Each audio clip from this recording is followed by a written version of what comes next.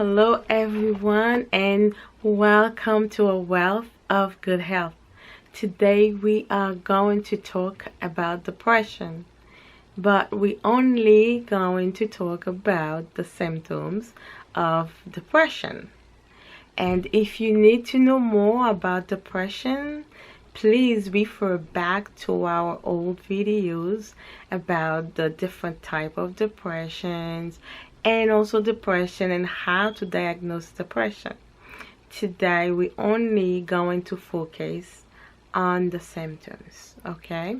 So depression can be acute or chronic, severe or mild. Different factors can cause depression. Factors like biological, psychological, and environmental factors.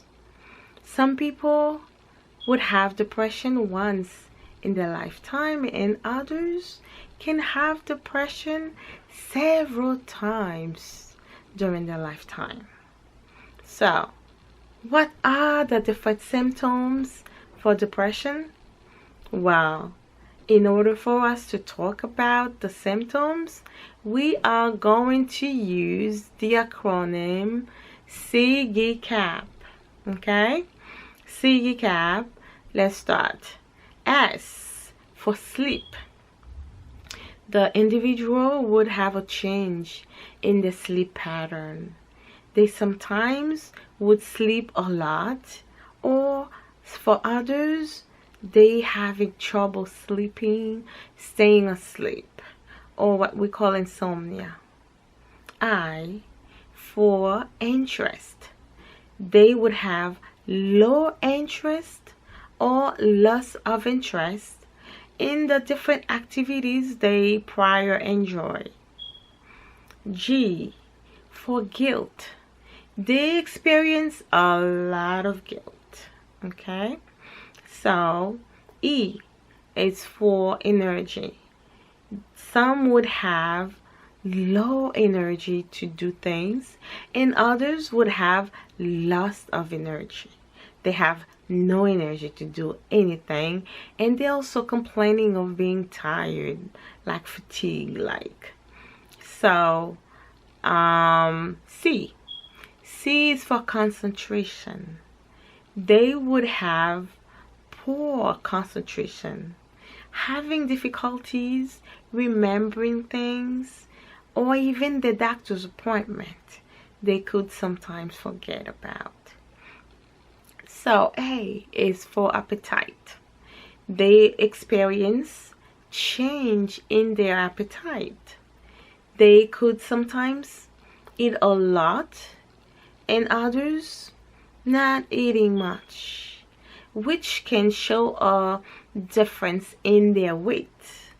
They can gain a lot of weight, or some people would lose a lot of weight. P is for psychomotor. It's how the individual move around.